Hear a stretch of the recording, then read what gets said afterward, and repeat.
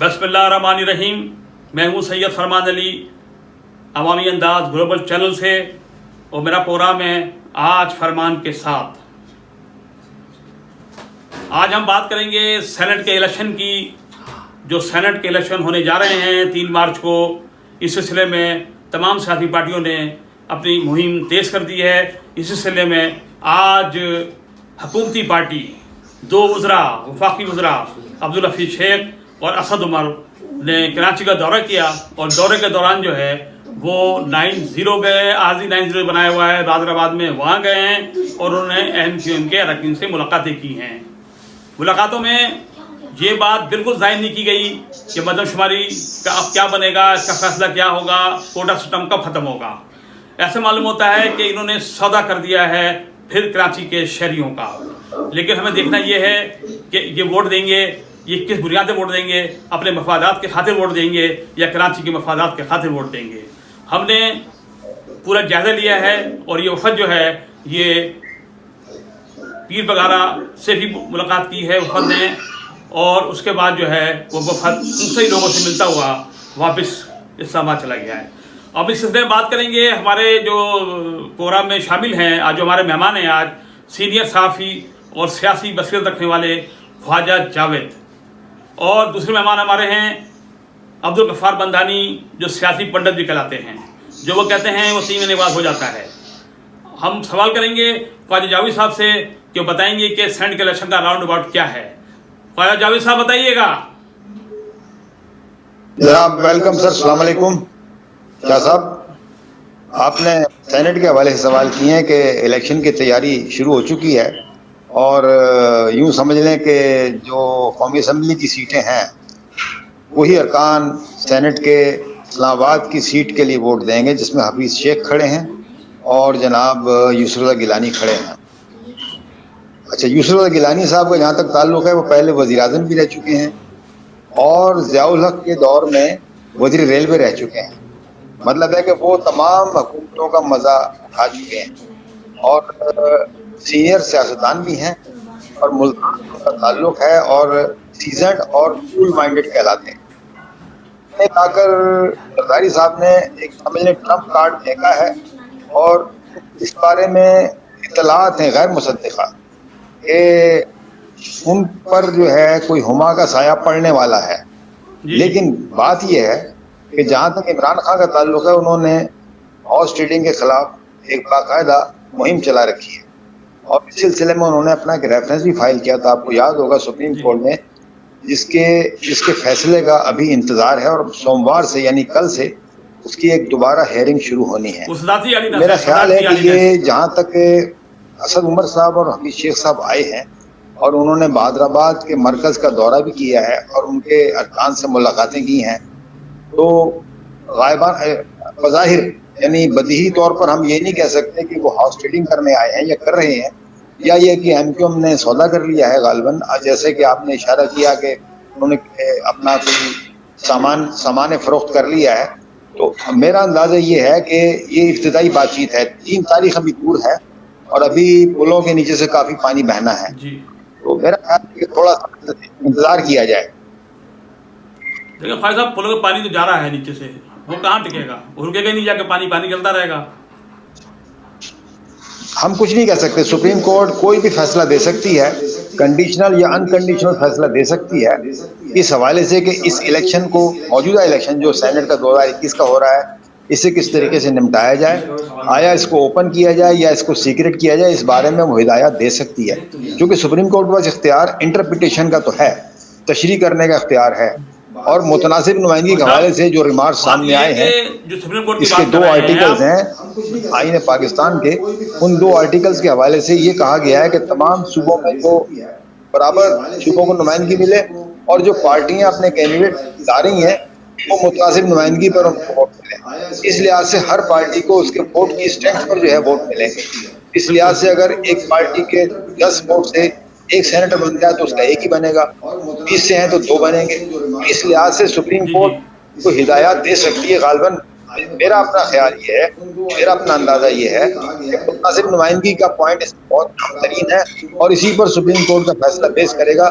भले वो secret voting या ओपन वोटिंग। कह रहा था कि ये सुप्रीम कोर्ट में जो पॉइंट स्ट्रेस किया गया है ज्यादातर, वो मुतनासिब नुमाइंदगी प्रोपोर्शनल रिप्रेजेंटेशन है, कि हर जमात को उसकी वोट स्ट्रेंथ जो है जी जी प्रोविंशियल असेंबलीज में, उसके मिसाल के तौर पे अगर प्रोविंशियल असेंबली पंजाब की है, उसमें नून की और तहरीक सराल की स्ट्रेंथ है, सिंध असेंबली में पीपल पार्टी की स्ट्रेंथ है, इस तरह वहाँ APK में तहरीक सराल की है, तो उनको उसी हिसाब से उनकी वोट की स्ट्रेंथ के हिसाब से मुतनासिब नुमाइंदगी पर उनकी सीट एलोकेट हो सकती है। और उसमें वाज़े तौर पे उन्होंने इलेक्शन कमीशन से कहा है कि अगर उनकी स्ट्रेंथ बनती है, मिसाल पर एक पार्टी की अगर 10 सीटें बनती हैं और उसे सिर्फ 3 मिलती हैं, तो फिर इलेक्शन कमीशन उसका जिम्मेदार होगा। इसका मतलब ये है कि इलेक्शन कमीशन को उसके लिए इंतजाम करना पड़ेगा बात ये कि देखें कि मुतनासिब नुमाइंदगी इस के टाइम जो तहत सुप्रीम उनकी कोर्ट जितने में जो वोट्स हैं इलेक्शन वो उनको कमीशन जा इंश्योर रहे हैं करेगा, और अटॉर्नी उनको जनरल जा मिलने रहे चाहिए। हैं, उनके बयान तो मुख्तलिफ हैं,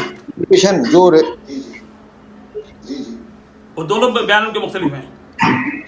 जी जी आप क्या समझते हैं इसके सूबाई बारे में असेंबली के वोट से तो कि जो फैसला क्या आ सकता है? इलेक्शंस होने हैं वो सेनेट के, वो तो मतलब कौमी असेंबली का तो वोट जो है सिर्फ इस्लामाबाद की हद तक है।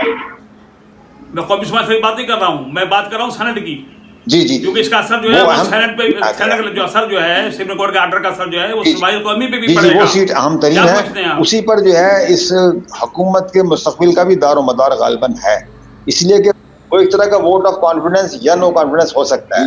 अगर वहां से हुकूमत का नुमाइंदा हार जाता है तो वो एक तरह से हुकूमत वक्त पर अदम एतमाद होगा। भाई साहब ये बताइए कि देखे ना, जो अब्दुल हफीज शेख साहब जी जी हैं उनकी तो जीत मैं समझता हूँ जी यकीनी हाँ नहीं जी है, हाँ क्योंकि वो हफीज IMF शेख के आदमी हैं, हुकूमत वो के स्टेक्स जनतिया लगे से हैं नहीं वहाँ। अपने जनरल मुशर्रफ और पीस पार्टी के साथ भी रहे हैं, वफाकी वजीर रहे हैं खजाना के, जी जी और मुशर्रफ के दौर में भी रहे हैं, जी जी और अब जी हाँ जी हाँ PTI जी में भी हैं। तो मैं समझता हूँ को IMF उन पे जो है असरअंदाज होगी, और पाकिस्तान तो होगा सर होगा, लेकिन पाकिस्तान गैर की ममालिक तारीख भी में इस पे IMF जाएंगी का कि वो आदमी तो अब्दुल हफीज शेख कामयाब हो 1947 जाए। से हमेशा सर पाकिस्तान की तारीख में IMF का आदमी तो 1947 से हमेशा लगता रहा, कोई मसला नहीं है। शुएब साहब भी थे, IMF के वर्ल्ड बैंक के प्रेसिडेंट थे। अयूब खान से उन्होंने बाकायदा शर्त मनवाई थी कि मैं वो ओहदा नायब सदर का भी छोड़ूंगा नहीं, तनख्वाह लेता रहूंगा, और आपका वजीर खजाना, वो 4-5 साल वजीर खजाना रहे।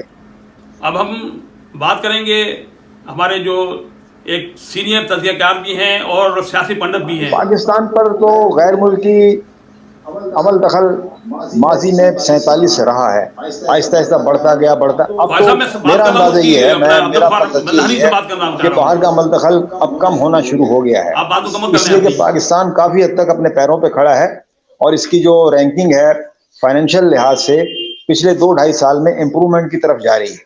करंट अकाउंट खसारा ले लें, ये ले लें, वो ले लें, बाकी महंगाई अपनी जगह मौजूद है।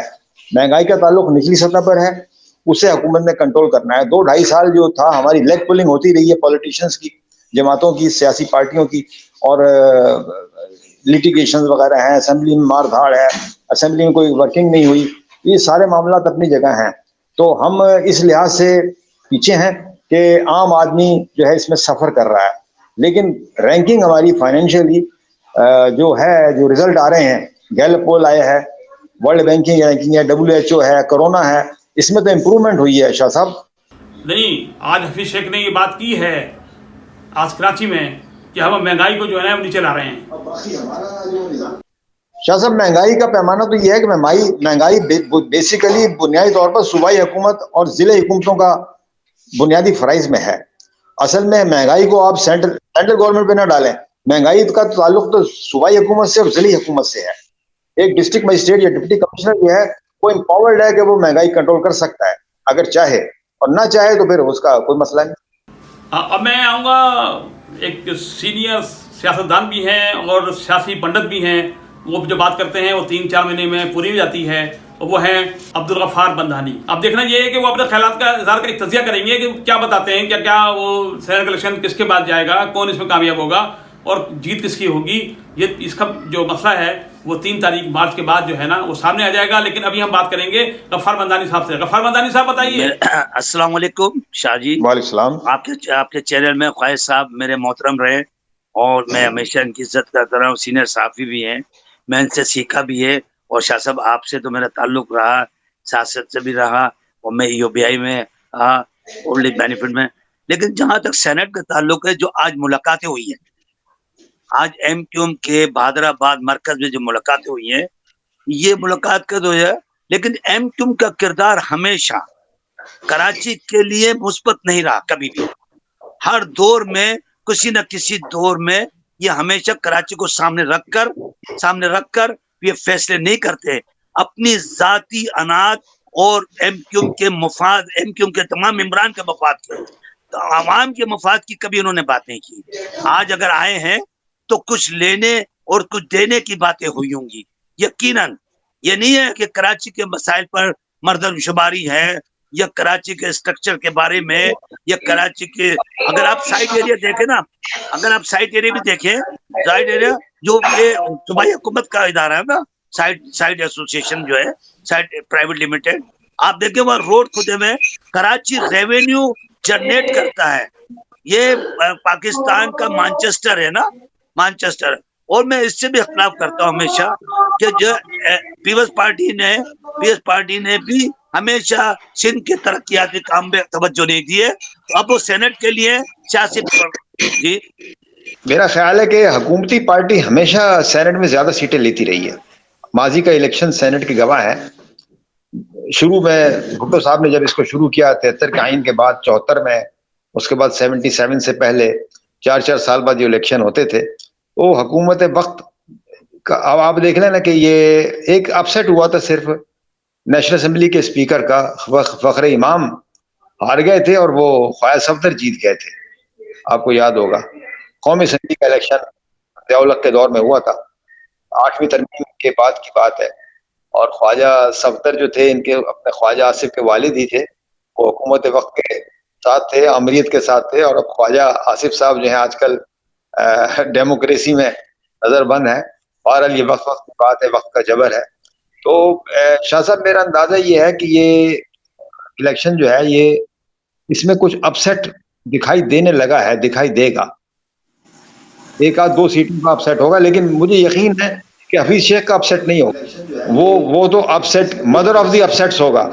सुप्रीम कोर्ट का फैसला मदर ऑफ द अपसेट्स होगा, इसलिए कि उसमें किसी नुक्ते पर अगर उसने सुप्रीम कोर्ट के फैसले में जोर दे दिया गया, तो उस फैसले की रोशनी में या तो ये डेफर हो जाएगा इलेक्शन थोड़े दिन के लिए, मेरा ख्याल है डेफर भी हो सकता है कि इसको डिले करके बनाएं, आप डिले करके करें, इसका इंतजाम करें पहला कि मुतनासिब नुमाइंदगी का जो मामला है उसको क्लियर करें, वो जब तक इलेक्शन।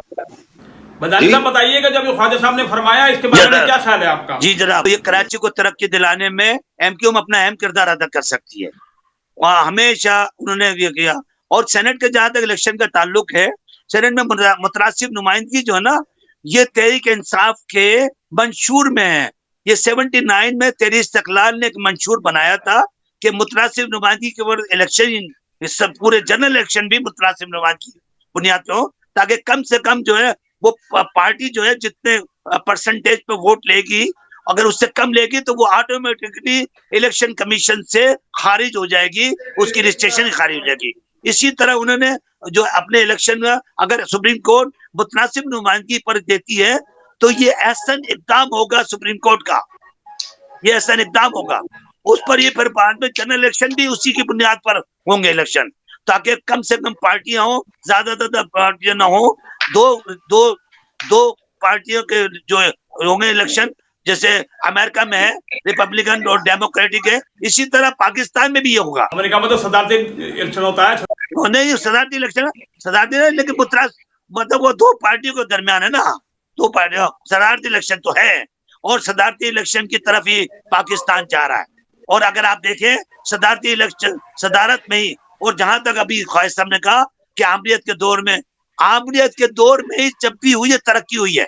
आप उठा के देख लें, फील्ड मार्शल अय्यूब खान से लेकर आज तक परवेज मुशर्रफ तक, जब भी सियासतदानों को इक़्तिदार मुंतकिल किया गया है, करप्शन के इंतहा दर्जे तक हो। ये नहीं करा कि वहाँ करप्शन नहीं है, लेकिन करप्शन के इंतहा दर्जे तक हम पहुंचे, क्योंकि इलेक्शन, सेनेट के इलेक्शन करोड़ों में जाते हैं, हमेशा करोड़ों में गए। और अभी भी अंदाजा है अगर सुप्रीम कोर्ट ने एक्शन नहीं लिया, अगर सुप्रीम कोर्ट ने एक्शन नहीं लिया, तो और ये जनाब मोहतरम, ये मुतनासिब नुमाइंदगी का इलेक्शन ने किया, मुतनासिब नुमाइंदगी का अगर इलेक्शन हो जाते हैं, तो पार्टी अपने वोटरों को ही वोट देगी। वो उससे गिनती जो है काउंट होगी कि 10 आदमी पर एक मेंबर बनना है, तो 10 आदमी 9 आदमी ने अगर वोट दिया तो एक आदमी कहाँ चला गया। ये बात सही है आपकी, लेकिन ऐसा क्यों होगा? ऐसा होता नजर नहीं आ रहा। जी बिल्कुल, मैं तो इस बात को कह रहा हूँ कि जनाब गौतम, ये होना चाहिए ताकि करप्शन हमारी रुक जाए, और बहुत से लोग जो है ना वो लगे हुए हैं कि ये ना हो, ताकि हमने जो इलेक्शन में पैसे खर्च किए वो हमें रिकवर हो जाए। नहीं, लेकिन मसला ये है ना कि ये पाकिस्तान करेंगे नहीं, क्योंकि सबके मफादात इन्वॉल्व हैं इसमें। जी, लेकिन ये बात है कि खोड़ो साहब को तो टिकट दे रहे थे, लेकिन पता नहीं किस बुनियाद पर टिकट नहीं दिया। हालांकि खोड़ो साहब को तो टिकट सेनेट का इलेक्शन का कंफर्म हो गया था, लेकिन उसके बाद ताजेदर को दे दिया गया, ताजेदर को उसके मुकाबले में दे दिया गया, लेकिन खोड़ो साहब को दे रहे थे। जहां तक इस्लामुद्दीन का ताल्लुक है, इस्लामुद्दीन क्योंकि कई अरसे से पीएस पार्टी का सेनेटर चला रहा है, लेकिन उसमें जो है पार्टी में खिलाफ हुआ कि आखिर क्या बात है। एमएनए बेटा हुआ, मेयर बेटा हुआ है, और सेनेटर भी है, तो 3 सीटें एक ही घर में गई हैं। तो इस पर थोड़ा सा पार्टी में अख्तिलाफ हुआ। हालांकि उससे जिनको नहीं दिया था, सक्कर से किसी को भी नहीं दिया ना सेनेट का टिकट ना, हालांकि किसी को हाजी अहमद मेहर साहब को देना चाहिए था, नहीं दिया। ये पार्टी की अपनी पॉलिसी हो सकती है, लेकिन इस्लामुद्दीन को इस बुनियाद पे नहीं दिया कि तीनों सीटें एक ही घर में रही, इस बुनियाद पर टिकट नहीं दिया गया। देखिए, बात करें ना 18 से लेके 13-18 के इलेक्शन में तीनों उनके पास ओहदे रहे हैं, एमएनए के भी और सेनेटर के भी। नुमान शेख को तो टिकट दिया ना, लेकिन क्यों नुमान शेख को टिकट दिया? बल्कि ये भी आपको बताता चलो कि खुर्शीद शाह के बेटे को, चाहे खुर्शीद से इनकार कर रहा हो, खुर्शीद शाह के बेटे को फर्रुख शाह को टिकट नहीं दिया जा रहा था, जिसपे बिलावल चेयरमैन साहब को नुमान साहब ने कहा कि जनाब इसको टिकट दे दें, इसलिए टिकट दे दें कि वरना खुर्शीद शाह ने मेरे खिलाफ सिंधी मुहिम चला देनी है, सिंधी मुहिम चला देना है, इसलिए इसको टिकट देंगे तो ये मेरे खिलाफ काम नहीं करेगा खुर्शीद शाह। देखिए मदानी साहब, बात ये है कि ये पैसा किसका खर्च हुआ? आपको अच्छी तरह याद है, ये आपको पैसा किसका खर्च हुआ? ये पैसा किसने खर्च किया इलेक्शन में? आसानी है नहीं, लेकिन वो दोस्तों का दोस्त तो है, तो उसमें दोस्तों का दोस्त है, इसमें कोई शक नहीं है। लेकिन क्या कि मतलब वो हमेशा ये कहा कि इस्लामुद्दीन का बेटा न जीते। एक दफा का याद है, अगर मैं किस्सा सुना दूं, निजामुद्दीन के बेटे की शादी थी, निजामुद्दीन बलोच के बेटे की वहां शादी थी, तो खुर्शीद शाह को नुमान ने कहा कि हमें टाइम दें, तो खुर्शीद शाह ने फरमाया, पब्लिकली कहा, मैं तुम्हें टफ टाइम दूंगा। लेकिन आप देखें इस्लामुद्दीन को नुमान को, लेकिन आप देखें नुमान तो भाई उनके शागिर्द है खुर्शीद शाह का। नुमान को कहा कि टफ टाइम दूंगा, तो नाराजियां चल रही थी। पार्टी में 2 जगह खिलाफ तो होता है ना, पार्टी में हर आदमी हर जगह खिलाफ होता है। अब तो शागिर्द है उसका, वो नुमान शेख, वो तो हमेशा कहता है मेरे उस्ताद है, लेकिन देखो दिलों में जो है, दिलों में एक दूसरे के वो है, सामने तो देखो पड़ेगा सब पब्लिकली तो कहते हैं ना, हर आदमी कहता है पीस पार्टी हो, एमक्यूएम हो या जनाब तहरीक साहब हो, जो भी पार्टी है ना, अंदर तो इख्तिलाफ होते, बाहर आके वो कहते नहीं जी मेरा भाई है, मैं तो पैसे कितने खर्च किए हैं इलेक्शन में? सुनाए इस्लाम शेख ने किए हैं सारे पैसे इलेक्शन में खर्च, कितने किए होंगे अंदाजन? क्या कौन सा मेरे लिस्ट? आपकी बात समझा नहीं। पैसे जो खर्च हुए ये किसने किए? हाँ प्रधानी साहब, पैसों की बात, अखराजात की बात कर रहा हूँ। इस्लामुद्दीन ने किए, कितने किए तकरीबन आपके ख्याल में? मैं तो गिनती तो नहीं था, मैं ऑडिटर तो नहीं रहा, लेकिन अंदाजन बता सकता हूँ 5-6 करोड़ में कर दिए होंगे, 5-6 करोड़ में कर दिए, 5-6 करोड़ में कर दिए होंगे, जबकि 6 करोड़ नहीं।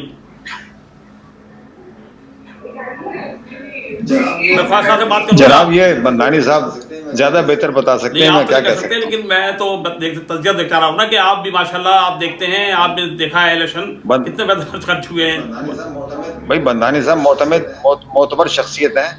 वो तो शख्सियत हैं जो वो दादा लगा रहे हैं 6 करोड़ रुपए का वो। जी जी जी बिल्कुल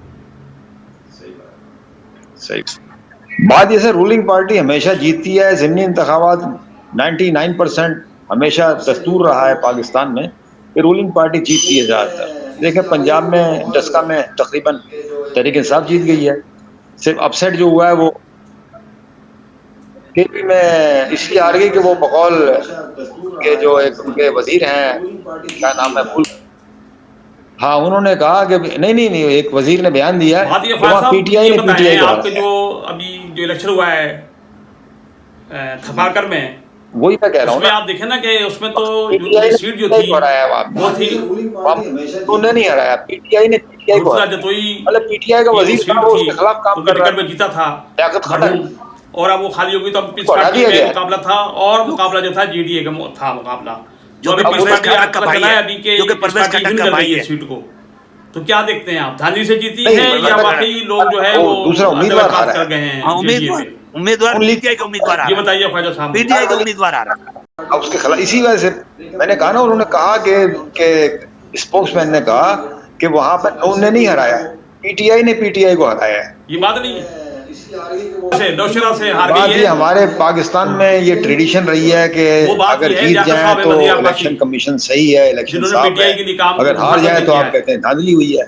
सुप्रीम कोर्ट में अगर फैसला आपके खिलाफ आ जाए बिल्कुल। तो आप कहेंगे ये कांगरू कोर्ट्स हैं, और आपके लेकिन टिकट पे जो हक था में ना, जो फैसला आ पीटीआई जाए का तो आप कहेंगे इंसाफ की फतह हो जो गई। पीटीआई का टिकट पाकिस्तान में होल्डर हमारी था, सियासी जमातों का जो है ना मुनाफिकाना किरदार है, जो पीटीआई इन्हें का उससे टिकट बालातर होल्डर होकर था, करना पड़ेगा। उसने ये बात वो अमेरिका हार और गया। बरतानिया की पार्लियामानी नहीं, जमहूरियत वही और हार गया सियासत ना, भी करते क्योंकि हैं, लियाकत ने उनकी जो आब्बासी नक्काली के वज़ीर करने हैं की उन्होंने कोशिश बहुत मुखालफत करते हैं, की लेकिन उसकी। उनके उसूलों पर नहीं चलते। हमारे उसूल जितने भी हैं वो इस्लाम के और पीटीआई का अखलाक के हराया उसूलों ना, से बहुत पीटीआई दूर है। का को हराया ना उसने, हम लोग इस सिस्टम पीटीआई में का टिकट अभी दिया था हमें उसको, पीटीआई ने टिकट 50-100 दिया था, साल टिकट चाहिए होल्डर था कम से कम मगरिब के मैार पे आने के लिए। तो हमारे यहाँ तो डंडाशाही है। आप देख लें, ये बंदानी साहब क्या फरमा रहे थे कि आमरीत के दौर में तरक्की हुई है, ये बात सही है। अयूब खान के दौर में आप देख लें, सक्कर हैदराबाद कराची कोरंगी 2 महीने में बन गया, सक्कर की मीनारा मार्केट और मेहरान मरकज 2 महीने में बन जश्न मना रही है, गए, और तरबेला डैम बना, अयूब ब्रिज बना, इसके अलावा गुड्डू बैराज बना, इतनी नहरें, मतलब इतना निज़ाम वसी हुआ वहाँ पे। तो ये सारा उसी दौर में हुआ, अयूब के दौर में। फिर उसके बाद ज़ियाउल हक के दौर में बड़ा काम हुआ, मुशर्रफ के दौर में बड़ा काम हुआ। जितना ये आपाशी का देखिए, निज़ाम है बात गुड्डू ये बैराज होता का, रहता है, मसला वहाँ नहीं से है। जो नहरें निकाली जा आप रही देखें कि हैं मुशर्रफ के जो दौर में ट्रेन निकाली चला हैं। रहा है ना पाकिस्तान में, हाँ, जो भी होता है, बस काफी हद तक तो इन लोगों ने अपने वर्करों को ही दिया है। बाकी बात यह है कि टेक्नोक्रेट्स में जो लोग आए हैं, पीपल पार्टी से ताज हैदर हैं जैसे, वो बेहतर कैंडिडेट हैं। इसके अलावा मेरा ख्याल है और भी लोग हैं, अच्छे लोग भी हैं, और तहरीक इंसाफ ने भी अच्छे लोगों को दिया है। मकसद है कि सही लोग आ रहे हैं। वजीर ख़जाना के हिसाब से हफीज़ शेख का किरदार माशी फाइनेंशियल लिहाज से तो काफ़ी वर्किंग है उनकी, और इसीलिए उनको लाया जा रहा है कि ताकि ये जो फाइनेंशियल पॉलिसी है वो जारी रहे। अच्छा, पार्टियों ने टिकट दिए हैं अपने ये अरकान पलूशा को, खान तो वो आप समझते हैं सही दिए जी हैं, ये सही काम करेंगे? मैं जनरल पार्टी की बात कर रहा हूँ, जी। सब पार्टियों की क्या है उनके नाम पे? किसने दिए हैं? खान के सिलसिले में उन्होंने जो है वो गलत एड्रेस दिया है इलेक्शन कमीशन को, जो इलेक्शन कमीशन को जो एड्रेस दिया है, गुलिस्तान जोर का जो एड्रेस दिया है, वो वहाँ उस पर कोई उसके नाम में न प्लॉट है और न ही उसकी रिहाइश रही है, आर्जी रिहाइश भी दिखाई है उनको ना। जबकि ये कि सेनेट के इलेक्शन जो है वहाँ इससे पहले भी जो सिंध के लोग पंजाब से लड़ते रहे इलेक्शन, निहाल हाशमी था, और अपनी ये दूसरा जो है जो दूसरा जो जिया साहब हैं वो भी वहाँ से इलेक्शन लड़े। नहीं, मैं फैसल वाडा की बात नहीं कर रहा हूँ, फैसल आप फैसल वाडा की बात कर रहे हैं। फैसल वाडा जो है ना, उसको तो एमएनए से हटा के उसको सेनेट बना रहे हैं, वो आप बात नहीं कर रहे हैं। सिंध से क्या वो तो उस वक्त बना के दे दिया ना, तो अभी तो इसका अनुषा का शरारती कार्ड तो वहीं का पंजाब का है ना। अब आप देखिए कि इलेक्शन कमीशन में जो है, इलेक्शन कमीशन में जो एड्रेस दिया गया ना, पलवशा को टिकट दे दिया उन्होंने। इलेक्शन कमीशन में जो एड्रेस दिया गया है कराची से, वो कराची का गुलिस्तान जोर का दिया गया। वो वो चैलेंज हुआ, वो चैलेंज हो गया ना जी। इसलिए कि पंजाब में उनकी सीट नहीं है, पीपल्स पार्टी की, पीपल्स पार्टी की सीट नहीं है, पंजाब में सीट नहीं है उनकी। तो शरारती कार्ड बन गया तो उनकी रिहाइश हो गई ना। तो पलूषा खान के लिए भी तो ऐसा करना चाहिए था, उनका शरारती कार्ड जो है चेंज करा के शरारती कार्ड बनवा देते, तो ये चैलेंज नहीं होता ना फिर तो।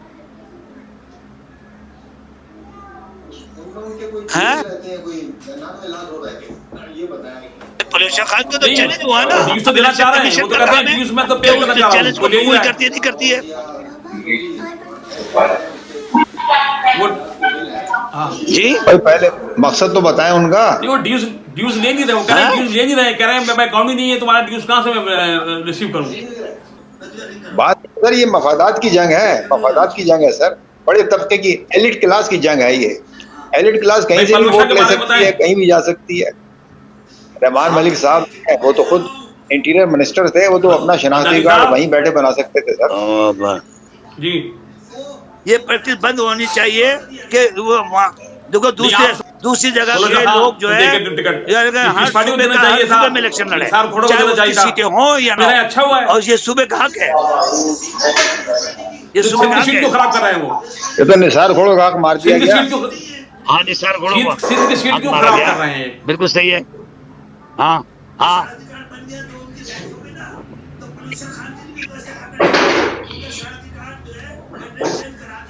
हाँ वो जो बात है ना, सिंध की बात हो रही है, सिंध की सीट खराब करने वाली बात हो रही है, सिंध की सीट खराब हो गई। खोड़ो साहब को तो चाहिए था, कुर्बानी है, पीपल्स पार्टी में कुर्बानी है, पलूषा खान की क्या कुर्बानी है, लेकिन बात तो ये है कि सिंध की सीट तो खराब हो गई। उनकी पॉलिसी क्या है, वहाँ पार्टी की अपनी पॉलिसी है, लेकिन ये कि अगर कुर्बानी का जहाँ देखा जाए तो खोड़ो साहब को देना चाहिए था। बदानी साहब बताएंगे इस बारे में जी। बदानी साहब मैं बस देखे देना चाहिए था, हमारे मोहतरम है आसिफ वर्दक साहब, मैं उनके साथ हूँ, जहाँ वो होते हैं मैं वहाँ होता हूँ। बिल्कुल यही तो मसला है सारा जी। नहीं उससे उन्होंने पहले बनवाया, मिनिस्टर बनने से पहले आपको याद है, हाँ आपको याद है, हेलो हाँ आपको याद है 2018 जुलाई में शाह साहब से मिलने के लिए मैंने जो अल्फाज कहे थे, याद है आपको? आप लैंड पे आ जाए कि हमने दिसंबर 2018 में आपका सीएम का नाम आएगा, साहब लैंड पे आ जाए, जुलाई में ये बात कही थी ना मैंने। और सितंबर में जब हम खाना खा रहे थे तोड़ने के लिए बंदा, आपको याद होगा बंदानी साहब हर बंदा दौर में आया ना, हर दौर में आता रहा, तो हमारे पैसे बचा के आओ, हर दौर में आता रहा ना। इसको ढूंढ रहे हैं बंदानी साहब को कि पैसे पहुंचाते होंगे कहीं ना कहीं। जी जी बिल्कुल सही चाह रहा हूँ, लेकिन मुल्क में मैं आपके शाह साहब मैं जरा बात बता दूं कि मुल्क में मुतनासिब नुमाइंदगी की बुनियाद पर इलेक्शन होने चाहिए जी। इसलिए कि उसमें जो है इलेक्शन करप्शन का खात्मा हो जाएगा, उसमें करप्शन का खात्मा होगा। और कि सिलेक्टेड लोग होने चाहिए, लेकिन क्यों नहीं आपको आना चाहिए ना। इलेक्टेड में मुझ जैसे नाहिल भी आ सकते हैं। सिलेक्शन में जब आप किसी जगह देने जाते हैं तो वो सिलेक्शन वो मेरिट की बुनियाद पर करते हैं ना, मेरिट की बुनियाद पर टिकट देना चाहिए पार्टियों को, मेरिट की बुनियाद पर टिकट देना चाहिए। क्या सर ये उनकी राय है, वो दे सकते हैं, मतलब नहीं सवाल क्या है आपका? बिल्कुल बिल्कुल और सूबे के लोगों को हक मिलना चाहिए, बिल्कुल इसमें कोई शक नहीं। इलेक्शन लड़ना चाहिए, सूबे में लड़ना चाहिए।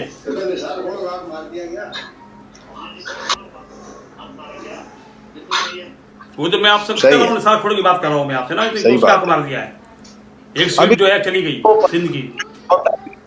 प्रधानी साहब आ गए ना आप लाइन पे, तो बात वो चली थी पलवशा की और उसकी। शाह साहब बहुत बहुत शुक्रिया आपका, अल्लाह तो आप जो है थैंक शाह साहब यू। आपका उसका भाई साहब का जो है- बहुत बहुत शुक्रिया, आप लोगों ने मुझे दावत दी अपने प्रोग्राम में। और बस मैं ये हुकूमत वक्त से तो कुर्बानी कहूंगा को तो नहीं दी ना कि टिकट, मुतनासिब कुर्बानी वालों नुमाइंदगी को। पे इलेक्शन कराएं और जनाब सुप्रीम कोर्ट को। अच्छा हमारे यहाँ जो है ना महंगाई का भी दौर हो रहा है ना, उसमें जो है फॉलो अप जो है ना सुप्रीम कोर्ट ने जो भी कहती है, जो भी डिसीजन देती है आप उसमें किस फॉलो पार्टी अप से नहीं है हैं? हमारा। अब सुप्रीम आप किस कोर्ट तो पार्टी से आकर हो? खुद तो नहीं देखेगी कोई चीज भी ना, और फॉलो अप नहीं होना चाहिए वहां करप्शन का ज्यादा। जी माशाल्लाह, आपका बहुत शुक्रिया दोनों का, जावेद ख्वाजा साहब, गफ्फार बंदानी साहब, आपका बहुत शुक्रिया। आपने हमारे प्रोग्राम में शिरकत की, इंशाल्लाह फिर आपको भी मदऊ करेंगे इंशाल्लाह। अस्सलाम वालेकुम।